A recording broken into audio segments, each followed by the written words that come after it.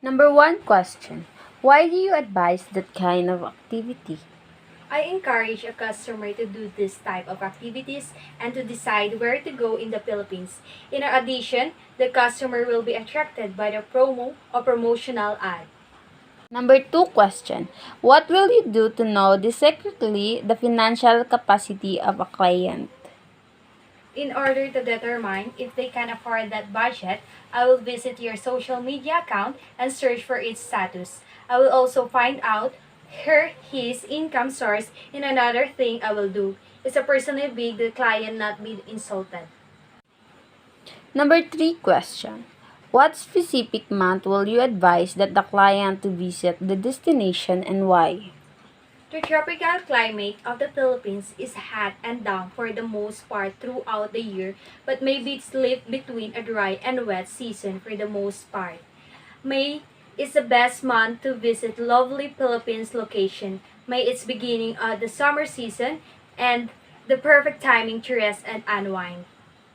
Number four question. When you conduct your sales pitch, the client has required specific transportation, lodging, and food, and they ask you to work it out within their budget. How will you resolve this? Firstly, question how much a budget will assist you discover a way out and calculate all the costs to add and decrease. If you have promotion, please communicate your accessible promotion to them so they may make use of them and reduce their budget expenditures. Number five question. What strategy will you do to ensure that the client will approve your sales pitch? Get it right first and help the customer comprehend what you want to communicate to them.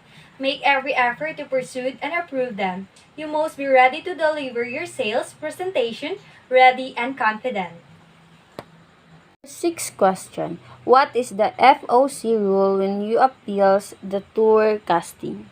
When the number of paying passenger exceeds the capacity of one vehicle, the payable buckets are based on the maximum capability of a tour vehicle. The use of the May vehicle of equal capacity is required and aggregate cost is determined and the amount divided by the number of paid passengers specified in the respective passenger brackets.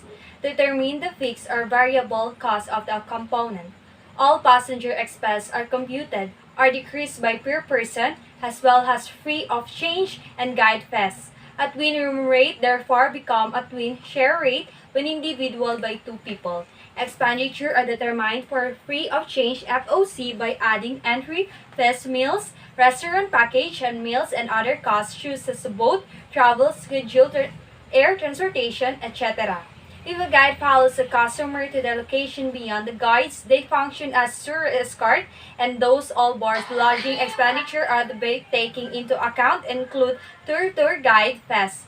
Multiply the number of FOC fees is respect of FOC expenses by the number of passenger billed paid a maximum of FOC 1. Number seven question. What is the markup rule? A markup rule is a pricing practices of a produce with market power wherein the firm charge a fixed markup over the marginal cost.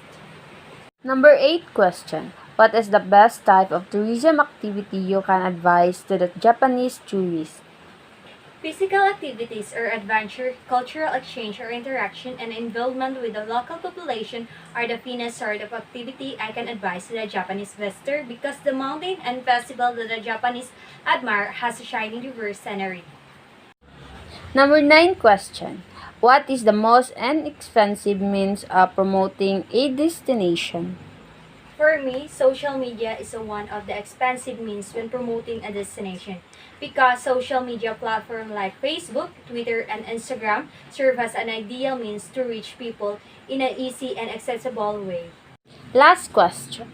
What should be the most important content of your sales pitch when promoting a tourist destination?